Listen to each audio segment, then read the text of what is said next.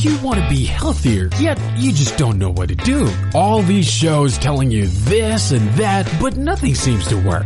Well, listen close. Golden State Media Concepts has got something great for you. The Health and Wellness Podcast dedicated to workout trends, healthy eating habits, diet, and everything about healthy living. Join us in our banters as we help you not just live life to the fullest, but live it to the healthiest.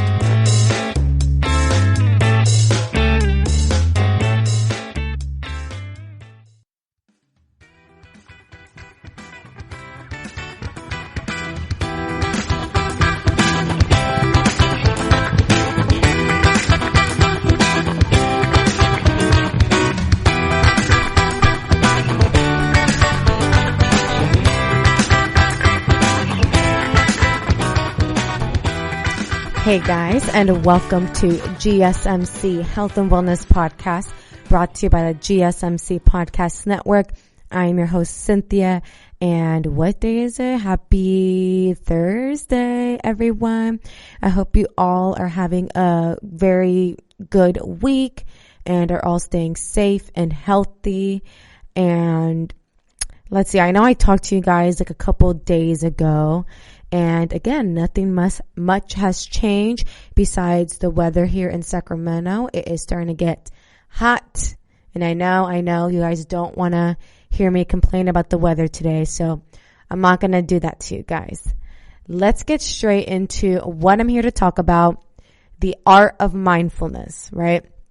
This term has, been thrown around. I feel like these last several years, we've been talking more about mindfulness in the workplace and in school.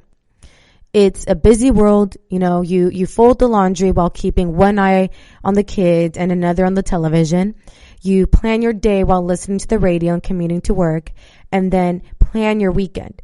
But in the rush to accomplish necessary tasks, you may find yourself losing your connection with with the present moment, missing out on what you're doing and how you're feeling. For instance, did you notice whether you felt well rested this morning or that flower is in bloom along your daily walk with your dog? It's little things like this that we tend to overlook just because we're so caught up in our own, mess and trying to do multiple things at once. Society has been programmed to constantly stay busy and hustle, to constantly multitask. And multitasking is considered a great quality to possess in a worker, and many employers love reading that in someone's resume, Multitasking seems like a great way to get a lot done at once, I know. While it might seem like you're accomplishing many things at once, research has shown that our brains are not nearly as good at handling multiple tasks as we like to think we are. In fact, some researchers suggest that multitasking can actually reduce productivity by as much as 40%. Okay? We'll talk on that more on today's episode in the later segments. Basically, what I'm trying to get at is that we've been taught, especially in American culture, that if you're not hustling 100% of the time and doing multiple things at once, then you're lazy or you're failing. You feel me? When in fact, it's the opposite. It's good and healthy to slow down our brain, our actions, and just simply live and be, be in the present moment. Live in the present moment, right? And that's what we'll be discussing on today's podcast, all about practicing mindfulness. So, what exactly does it mean to be mindful or practicing mindfulness? Mindfulness is the practice of purposely focusing your attention on the present moment and accepting it without judgment. This concept is becoming prominent, as I mentioned, in the workplace and in schools. My first time ever practicing mindfulness or just even talking about it was my senior year at San Jose State University. My senior seminar communications professor, who I absolutely adored and was by far my favorite professor I ever had, Miss Bettina Brockman. Miss Bettina Brockman made it her mission to teach us how to be mindful first thing in the morning, before we began class, before we began doing our task, before we began doing anything. She made it her mission to practice mindfulness as a class every morning. The first 10 minutes of class, she would have everyone turn off all cellular devices and laptops and iPads. She'd turn off the lights in the room so it was pretty dark. We all had to close our eyes, and she'd play a mindfulness exercise from this app. And we would just sit there for like 5 to 10 minutes every morning before beginning the lecture and just concentrate on the sound of our breath, on our body, our body language, how our feet hang on the floor, how our arms are resting on, the chair's armrest, how our backs are laid up against the chair. And it was truly a relaxing experience and an amazing way to start my day, especially for an 8 a.m. class as a college student. As most college students know, having an 8 a.m. class is not our favorite thing. And I was really taken back by this simple act of practicing mindfulness in the morning, 5 to 10 minutes before diving into my tasks.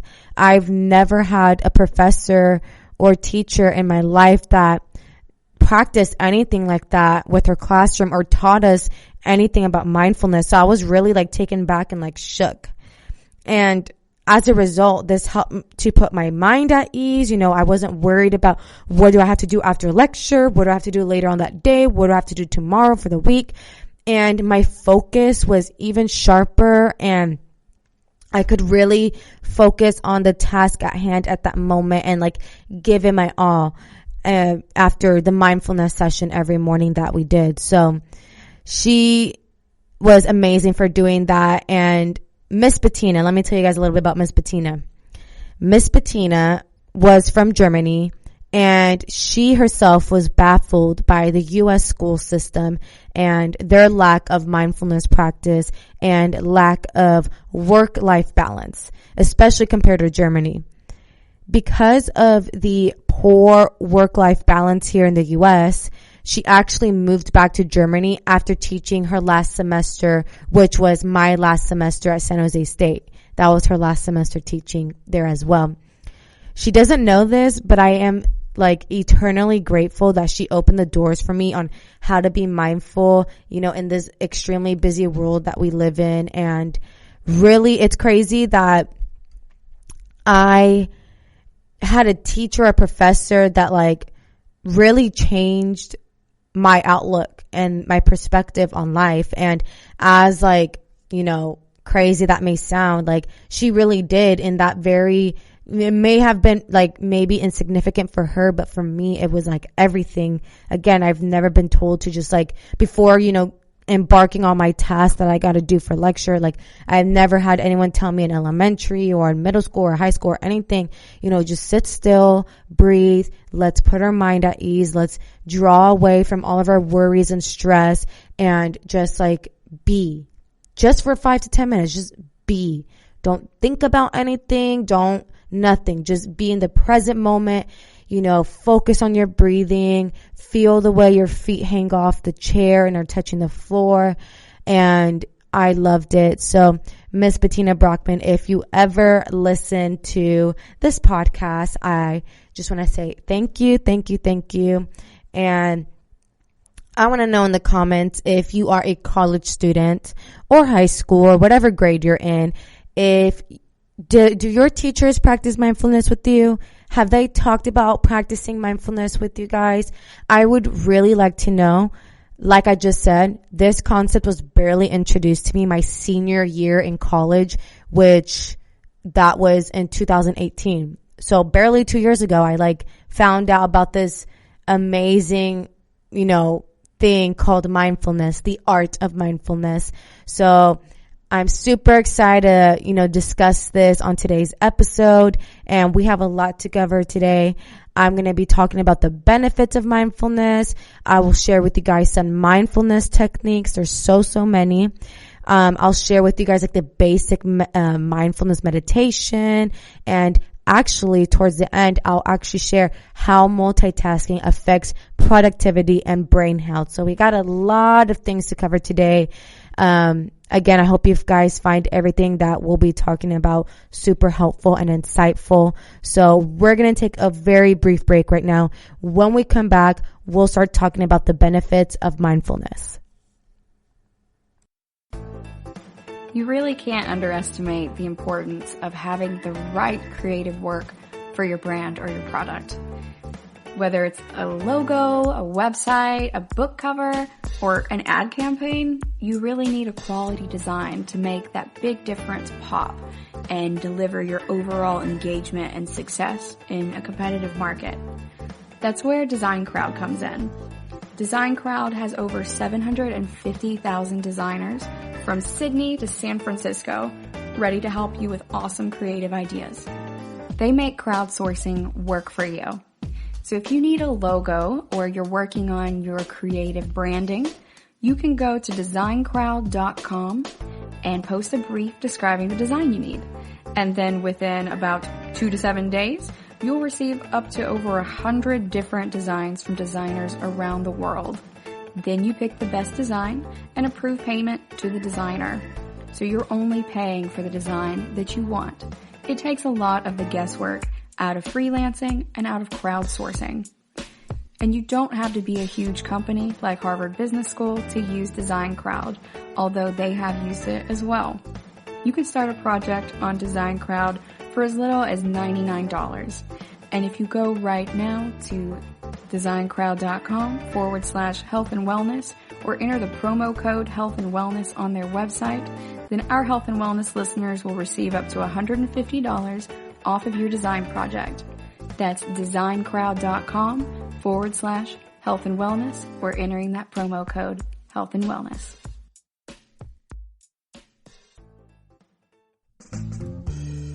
Are you looking to learn more about the latest trends from the fitness world? Are you confused by all of the different trends that are out there? The GSMC Fitness Podcast is the place for you. The GSMC Fitness Podcast is the place to come for people of all skill and interest levels.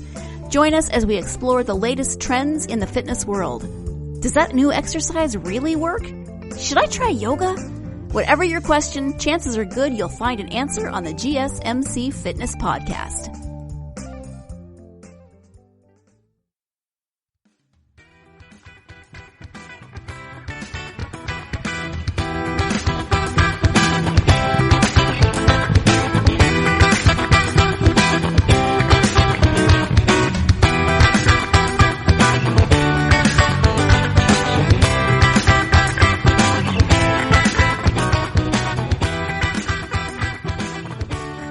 So if you are one who is religious or just practicing prayer, that's an act of practicing mindfulness. Professor Emeritus Jon Kabat-Zinn, founder and former director of the Stress Reduction Clinic at the University of Massachusetts Medical Center, helped to bring the practice of mindfulness meditation into mainstream medicine and demonstrated that practicing mindfulness can bring improvement in both physical and psychological symptoms, as well as positive changes in health, attitudes, and behaviors. Mindfulness improves well-being. Increasing your capacity for mindfulness supports many attitudes that contribute to a satisfied life. Being mindful makes it easier to savor the pleasures in life as they occur, helps you become fully engaged in activities, and creates a greater capacity to deal with adverse events. By focusing on the here and now, many people who practice mindfulness find that they are less likely to get caught up in worries about the future or regrets over the past, are less preoccupied with concerns about success and self-esteem, and are better able to form deep connections with others. And that is absolutely true. I mean, a lot of times, I'll use myself as a personal example here. The future preoccupies my mind a lot. I'm constantly thinking in the future tense, and as a result, I have now anxiety. I'm sure many of you who are listening who suffer with anxiety understand this. We're constantly in a state of worry, unease, and that's because we're thinking about events that haven't even happened yet and that may not even happen.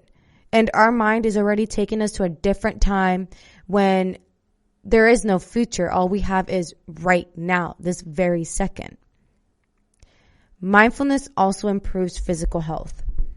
If greater well-being isn't enough of an incentive, scientists have discovered that mindfulness techniques help improve physical health in a number of ways. Mindfulness can help relieve stress, treat heart disease, lower blood pressure, reduce chronic pain, improve sleep, and alleviate gastrointestinal difficulties. Mindfulness also improves mental health. Mental health, we all know, is very important. Everyone's been putting a huge focus on mental health over the last several years with a touch of mindfulness. In recent years, psychotherapists have turned to mindfulness meditation as an important element in the treatment of a number of problems, including depression, substance abuse, eating disorders, couples conflicts, anxiety disorders, and obsessive compulsive disorder, or OCD. Some experts believe that mindfulness work in part by helping people to accept their experiences, including painful emotions, rather than react to them with aversion and avoidance. It's become increasingly common for mindfulness meditation to be combined with psychotherapy, especially cognitive behavioral therapy.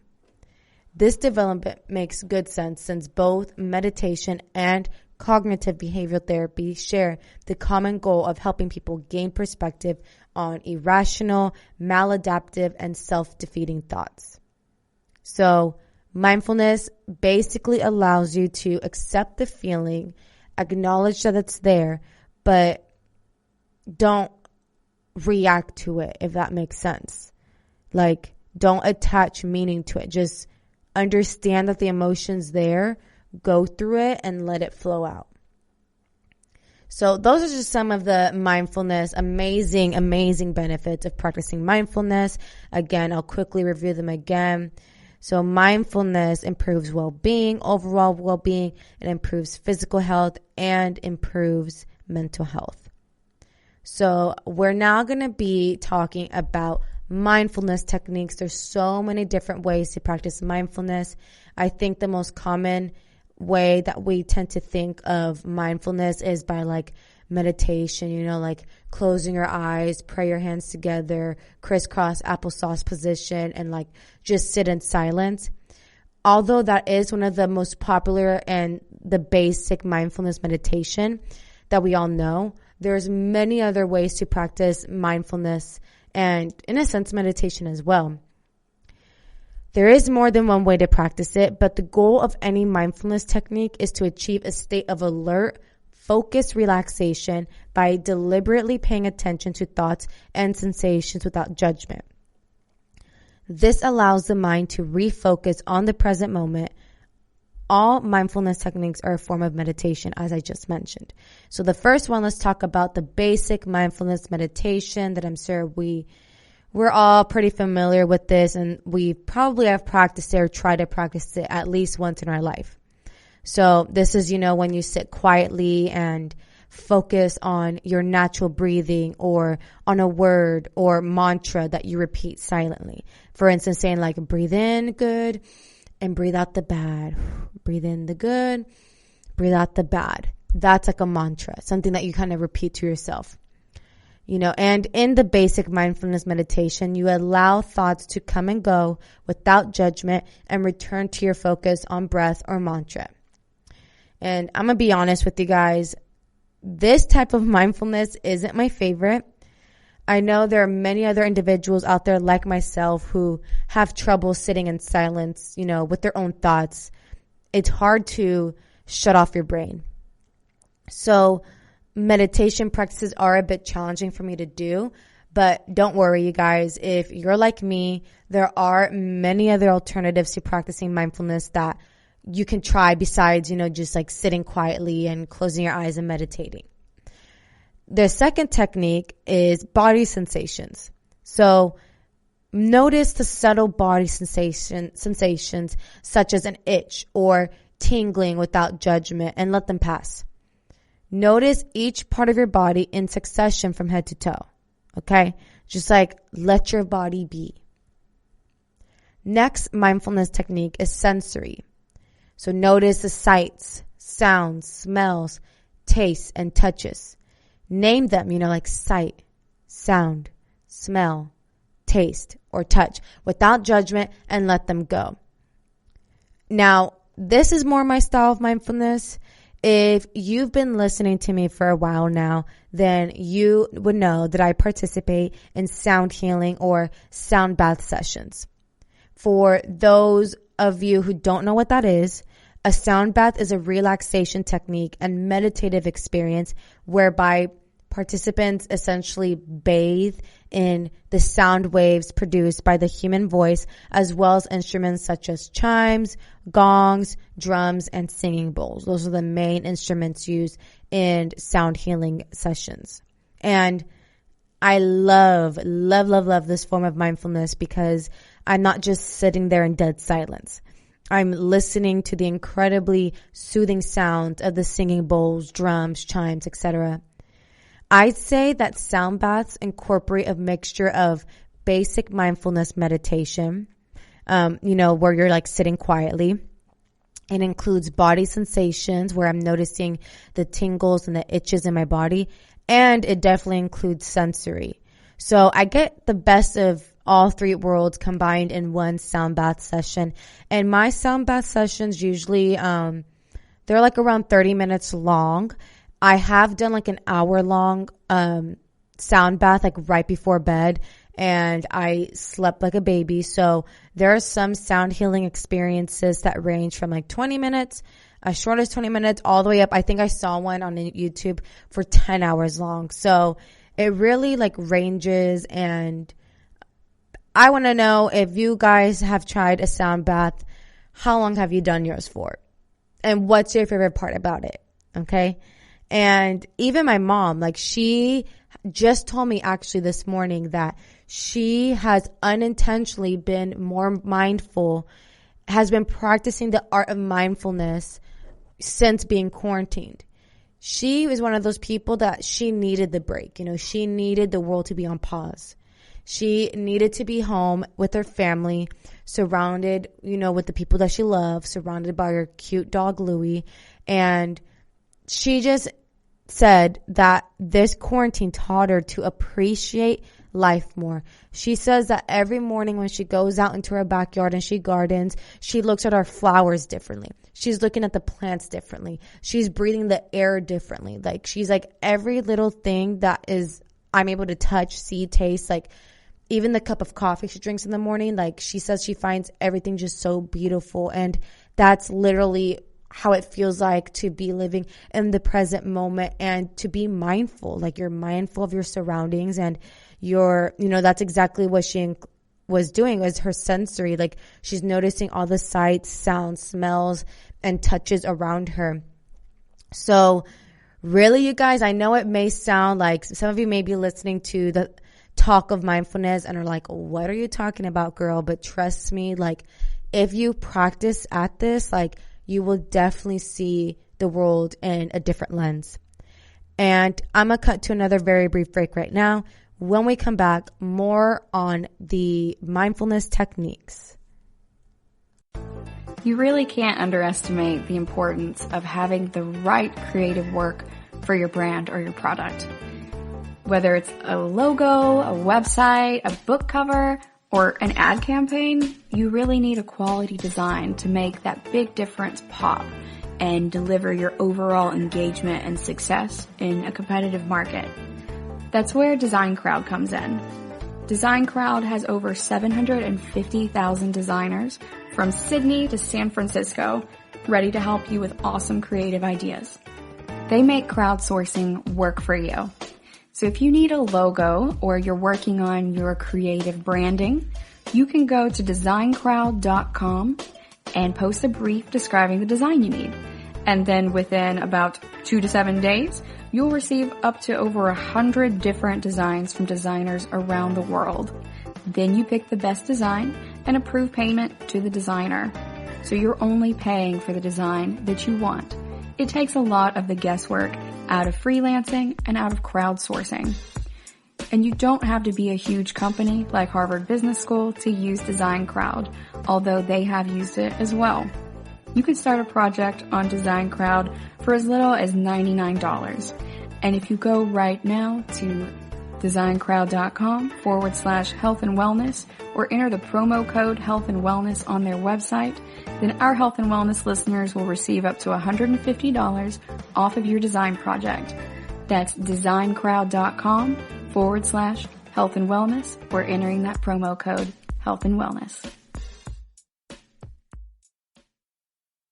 Tired of searching the vast jungle of podcasts? Now listen close and hear this out.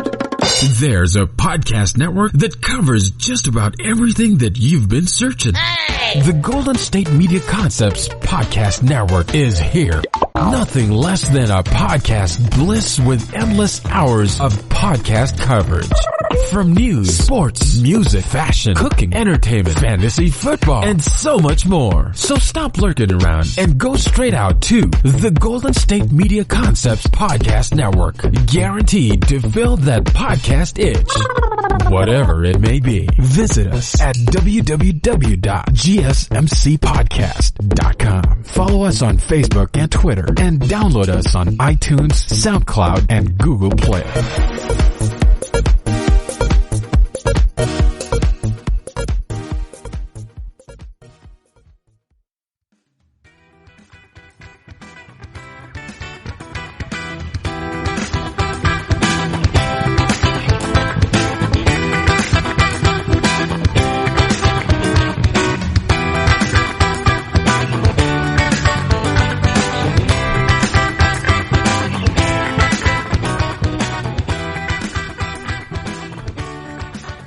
Hey guys, and welcome back to GSMC Health and Wellness Podcast.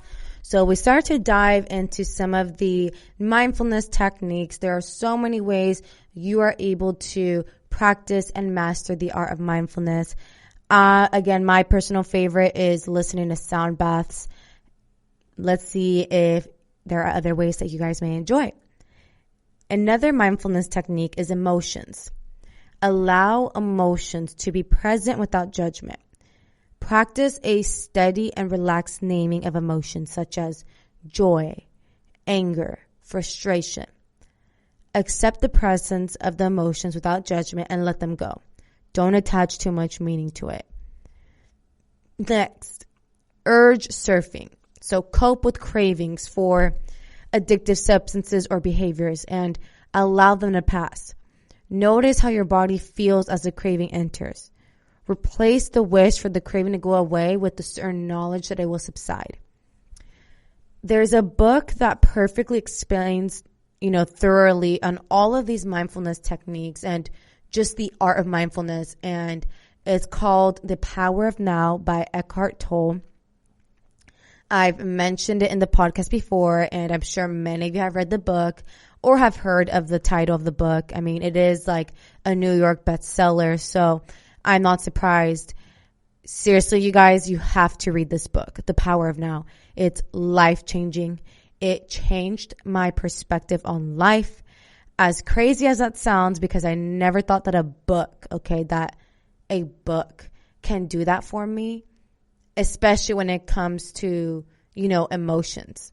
Look, I'm a Cancer, okay? I'm a Cancer and Latina, so I am filled with emotions. I am very passionate, and sometimes, I'm going to be honest here, you guys, I don't know what to do with myself and all these emotions, and at times that can lead me to lashing out at the people I love. And this book definitely has, again, changed my perspective on how I view the world.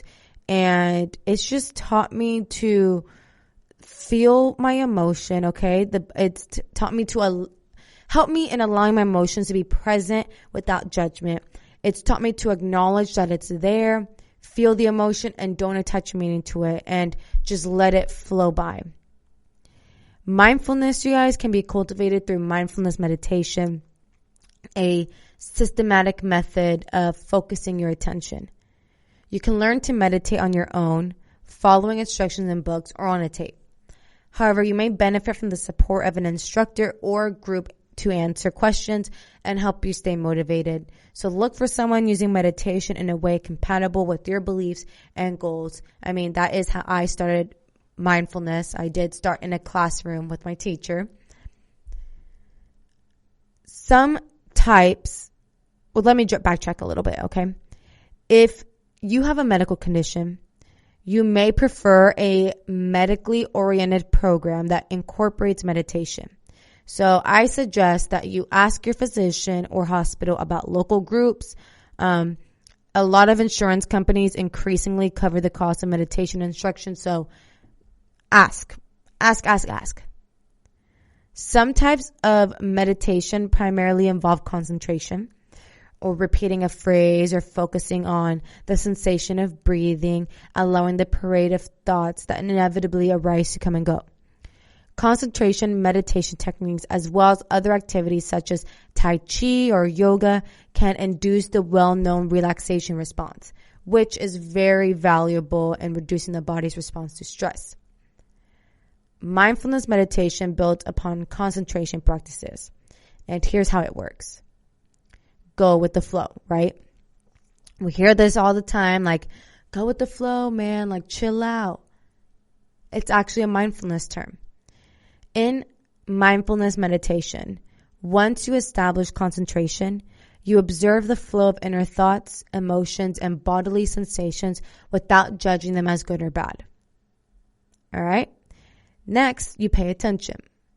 You also notice external sensations such as sounds, sights, and touch that make up your moment-to-moment experience. The challenge is not to latch onto a particular idea, emotion, or sensation, or to get caught in thinking about the past or the future. Instead, you watch what comes and goes into your mind and discover which mental habits produce a feeling of well-being or suffering. And you stay with it. At times, this process may not seem relaxing at all, but over time, it provides a key to greater happiness and self-awareness as you become comfortable with a wider and wider, range of your experiences. Above all, mindfulness practice involves accepting whatever arises in your awareness at each moment. It involves being kind and forgiving towards yourself. So here's some tips to keep in mind. Gently redirect would be my first tip. If your mind wanders into planning, daydreaming, or criticism, notice where it has gone and gently redirect it to, the sensations in the present. And trust me, I'm like the biggest daydreamer. Like, I'll be sitting there staring at something and like I just start thinking of scenarios, making up scenarios in my head that I know will like never happen. So I am a daydreamer. And try again, you guys. If you miss your intended meditation cessation, simply start again. By practicing accepting your experience during meditation, it becomes easier to accept whatever comes your way during the rest of the day. It's a lot easier said than done, I know. And it's definitely going to take some time to master the art of mindfulness. But I know that, I'll get there, you'll get there, and we'll all be in this together. In addition to formal meditation, you can also cultivate mindfulness informally by focusing your attention on your moment-to-moment sensations during everyday activities. This is done by single tasking, doing one thing at a time and giving it, your full attention. As you floss your teeth, pet the dog or eat an apple, slow down the process and be fully present as it unfolds and involves all of the senses. If mindfulness meditation appeals to you, going to a class or listening to a meditation tape can be a good way to start. In the meantime, here are 2 mindfulness exercises you can try on your own. So, I'll now share with you guys this basic mindfulness meditation. And this exercise teaches basic mindfulness meditation. And I want all of you guys to try it right now, okay? I want all of you guys to try it, please. I'm going to get into my very calm voice, or I'm going to try to get in my very calm voice. And I want you guys to follow the instructions that I'm about to say, okay? Let's practice mindfulness together. Here we go. Sit on a straight back chair or cross-legged on the floor. Focus on an aspect of your breathing, such as the sensations of air flowing into your nostrils and out of your mouth, or your belly rising and falling as you inhale and exhale. Once you've narrowed your concentration in this way, begin to widen your focus. Become aware of sounds, sensations, and your ideas. Embrace and consider each thought or sensation without judging it good or bad. If your mind starts to race, return your focus to your breathing, then expand your awareness again. And as you guys are all sitting there, breathing in and out, I want you guys to stay still, keep practicing. I'm going to cut into a very brief break right now. And when we come back, more on basic mindfulness meditation.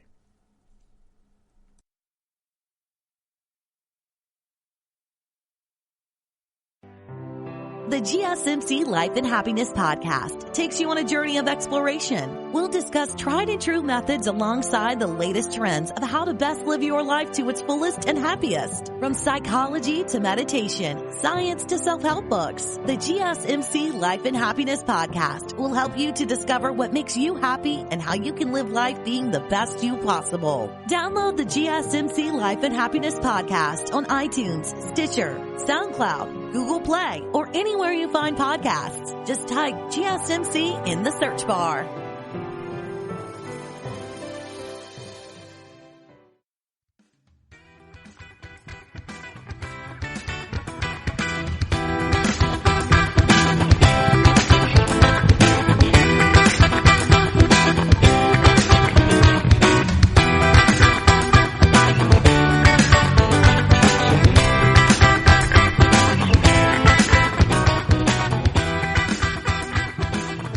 Hey guys, and welcome back to GSMC Health and Wellness Podcast.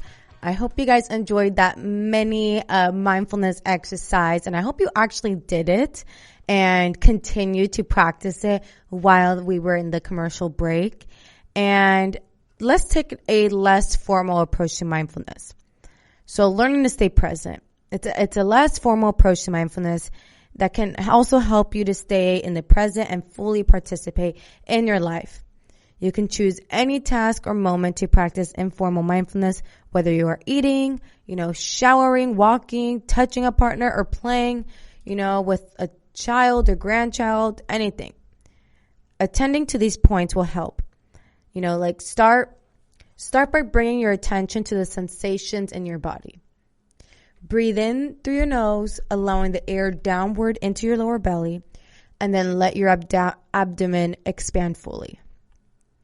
Now, breathe out through your mouth.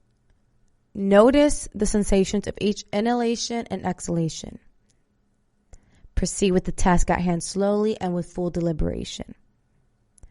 Engage your senses fully. Notice each sight, touch, and sound so that you savor every sensation. When you notice that your mind has wandered from the task at hand, gently bring your attention back to the sensations of the moment. So I hope you guys like that little mindfulness voice that I use right now. I hope you are caught on to it as well. I wasn't actually trying to talk all slow and whatnot. I was trying to talk slow, but it was for the purpose of trying to practice mindfulness. And anyway, the effects of mindfulness meditation tend to be dose related. The more you do, the more effect it usually has. Most people find that it takes at least 20 minutes for the mind to begin to settle. So this is a reasonable way to start. If you're ready for a more serious commitment, Jon Kabat-Zinn recommends 45 minutes of meditation at least 6 days a week. But you can get started by practicing the techniques described, here for short, as I just mentioned. And the great thing about the less informal, mindfulness tactics is that, again, you can literally practice these anywhere. You can do them anywhere. So whether you're walking your dog, on your, way to work, commuting, anywhere. So that's the great thing about these less informal tactics. So switching gears here a little bit, let's talk about how multitasking affects productivity and brain health. Because this was pretty shocking for me to find out, again, because I've been taught since I started working at 17, multitasking is good. Multitasking is a quality we seek in an employee. And now all of this research and studies are coming up that it may not be as good as we may have thought. As I mentioned in the very beginning of the podcast, multitasking seems like a great way to get a lot done at once. But in fact, research has shown that our brains are not nearly as good at handling multiple tasks as we like to think we are. What is it that makes multitasking such a productivity killer? It might seem like you're getting multiple things done at the same time, but what you're really doing is quickly shifting your attention and focus from one thing to the next. Switching from one task to another makes it difficult to tune out distractions and can cause mental blocks that can, slow you down. Take a moment and think about all of the things you're doing right now. Obviously, you're listening, to this podcast, but chances are good that you're also doing several things at once. Perhaps you're also listening to music, texting a friend, checking your email in another browser tab, or playing a computer game. It's okay, you guys. I'm not going to hate you if you're like doing other things besides listening to my beautiful voice on this podcast. I understand, you're doing multiple things at once. If you are doing several different things at once, then you may be what researchers refer to as a heavy multitasker. And you probably think that you're fairly good at this balancing act,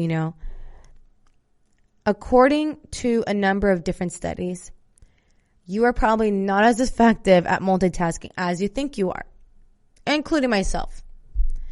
In the past, many people believed that multitasking was a good way to increase your productivity. After all, if you're working on several different tasks at once, you're bound to accomplish more, right? That's kind of like the mindset we're at. Recent research, however, has demonstrated that switching from one task to the next takes a serious toll on productivity. Multitaskers have more trouble tuning out distractions than people who focus on one task at a time. Also, doing so many different things at once can actually impair cognitive ability. So first, let's start by defining what we mean when we use the term multitasking.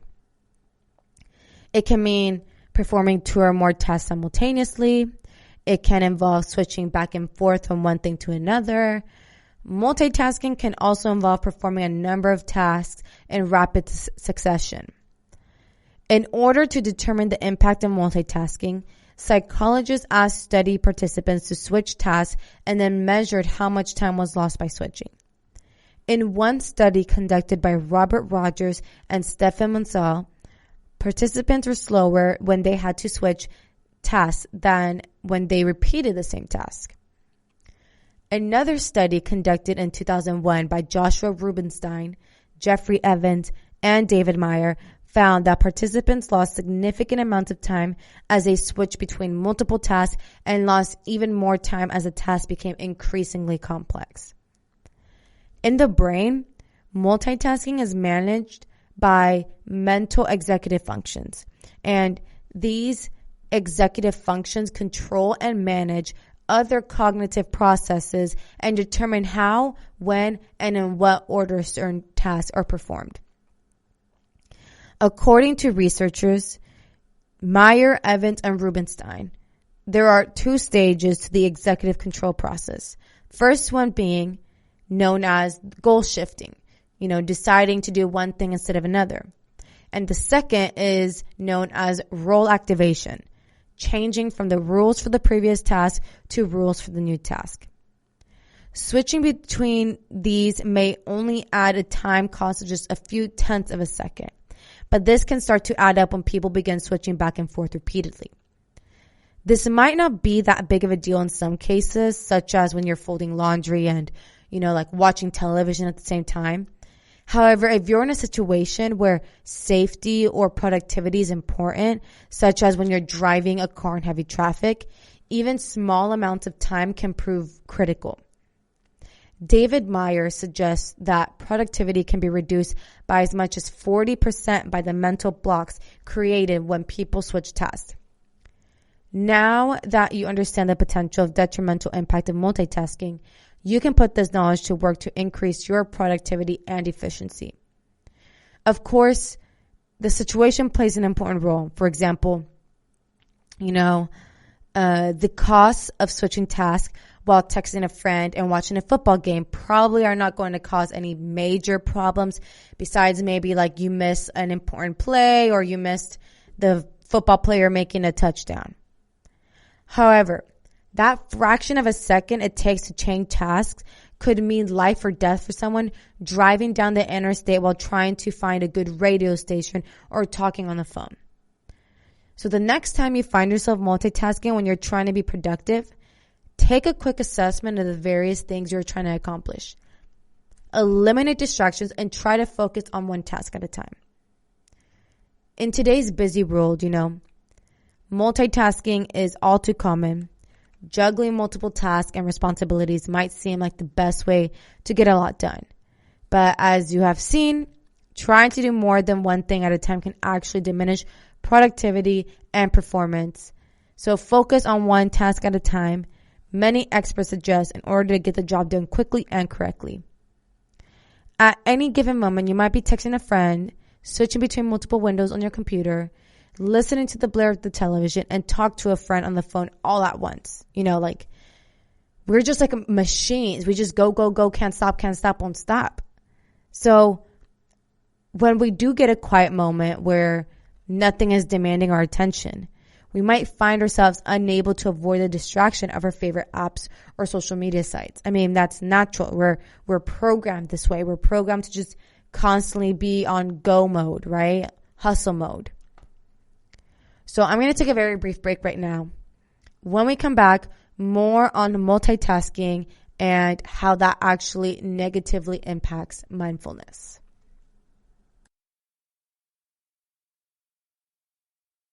Are you tired of the same old news? Are you sick of the seemingly endless political spin and negativity? The GSMC America's Still Beautiful podcast is a weekly news podcast covering all the top positive and uplifting news stories. We cover stories that will inspire, uplift, and remind you of the good in the world. Tune into the Golden State Media Concepts America's Still Beautiful podcast to get all the great and positive news stories of today. Download the GSMC America's Still Beautiful podcast on iTunes, Stitcher, SoundCloud, Google Play, or anywhere you find podcasts. Just type GSMC in the search bar.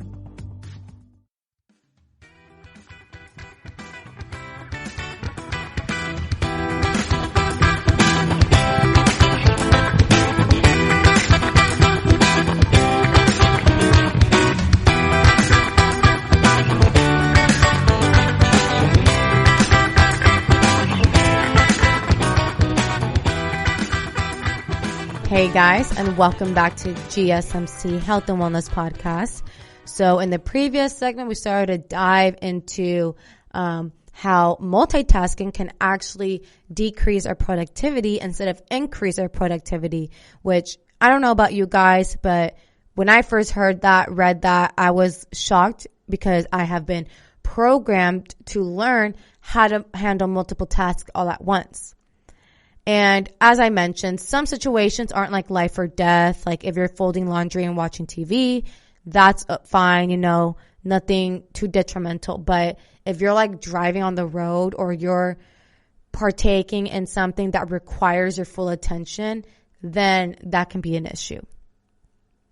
So while we know that all this distraction and multitasking is not good for your productivity, is it possible that it might actually be bad for your brain health? What impact does a constant barrage of stimulation have on developing minds? Multitasking certainly isn't anything new, but the constant streams of information from numerous different sources do represent a relatively new dimension to the multitasking puzzle. It turns out even people who are considered heavy multitaskers are not actually very good at multitasking. In one 2009 study, Stanford University researcher Clifford Noss found that people who were considered heavy multitaskers were actually worse at sorting out relevant information from irrelevant details. And this is particularly surprising because it was assumed that this is something that, that heavy multitaskers would actually be better at since they're doing it constantly. But that wasn't the only problem these high multitaskers faced. They also showed greater difficulty when it came to switching from one task to another and were much less mentally organized. What was the most frightening about the results was that Clifford Noss later suggested to NPR was that these results happened even when these heavy multitaskers were not multitasking. The study revealed that even when these chronic multitaskers were focusing on just a single task, their brains were less effective and efficient. And this is what Clifford Noss told NPR in a 2009 interview. We studied people who were chronic multitaskers, and even when we did not ask them to do anything close to the level of multitasking they were doing, their cognitive processes were impaired.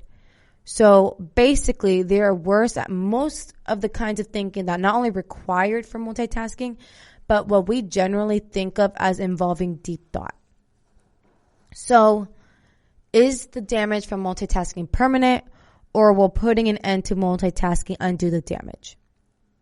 Noss suggested that while further investigations are needed, the current evidence suggests that people who stop multitasking will be able to perform better. Spreading attention, so thin and constantly being distracted by different streams of information might have a serious long-term negative impact on how these connections form. While this is an area that still requires considerable research, experts believe that teens, those who often engage in media multitasking the most heavily, may be particularly vulnerable to any negative consequences of multitasking. So, our cell phones, they're the biggest distractions that we have right now. Experts also suggest that the negative impact of chronic heavy multitasking might be the most detrimental to adolescent minds. At this age in particular, teen brains are busy forming important neural connections. So definitely, if you are a teenager listening to this, you are a parent with a teen, maybe pass this information along to them. It might be useful to them. And it makes total sense. I mean, you're not engaging in any deep thought whatsoever. You're bouncing back from app to app to app to app, doing multiple things, to your laptop, doing homework, back to the app on your phone, back on Instagram, and then you're going to be checking your email on your computer. So you're not really engaging in deep thought, and that can definitely have some negative consequences to their cognitive abilities. So with all that being said, with all of that information that I just threw at you, what should you do to avoid the possible negative impact of multitasking? According to Clifford Noss, limiting the number of things you juggle at any given time to just 2 tasks, no more than 2. Alternatively, he recommended that he referred to as the 20-minute rule. Instead of constantly switching back and forth from one task to another, try to fully devote your attention to one task for a 20-minute period before switching to the next task. So instead of switching back and forth between writing a report for school and doing your math homework, spend 20 minutes on the one assignment before switching to focus your attention on the next. And I wish, I would have learned this 20-minute rule when I was in school, because I definitely wasn't doing that. I either focused on a project for too long to the point where I forgot about the next assignment, or I was doing exactly that. Attention being back and forth. I was doing online math homework, but then I was also writing an essay. So I definitely wish I would have found out or knew about the effects of multitasking way early on, especially in my college career, because I think that definitely would have been helpful for me. And you guys, that's going to wrap up today's episode here at the GSMC Health and Wellness Podcast. We covered a lot. We covered the art of mindfulness. We talked about some of the amazing benefits of mindfulness and how it improves your overall well-being, mental, physical health, everything. We covered a variety of different mindfulness techniques. You know, my favorite again being sound healing. Listen to sound bath sessions. Highly encourage you to do it if you're someone who can't sit still. Sound bath sessions are going to be your next favorite thing. We talked about right now how multitasking affects productivity and brain health, especially when it comes to tasks that really need your undivided attention. Let me know in the comments if this last segment was shocking to you or surprising to you at all. Again, I was shocked because I was taught all my life that multitasking was a positive quality to possess. That's what employers want. I've literally been told by my past employer that you're such a good multitasker. You can do so many things at once. But is that necessarily good? Will that affect my cognitive abilities in the future? I don't know. We shall see. And I want to thank you all for taking the time to tune into today's episode. If you liked what I had to discuss, please, please, please do not forget to like, share, comment, subscribe, all of that good stuff, because that tremendously helps the show. And I'll catch you guys here next week. You've been listening to the Golden State Media Concepts Health and Wellness Podcast, part of the Golden State Media Concepts Podcast Network. You can find this show and others like it at www.gsmcpodcast.com. Download our podcast on iTunes, Stitcher, SoundCloud, and Google Play. Just type in GSMC to find all the shows from the Golden State Media Concepts Podcast Network, from movies to music, from sports to entertainment, and even weird news. You can also follow us on Twitter and on Facebook. Thank you, and we hope you have enjoyed today's program.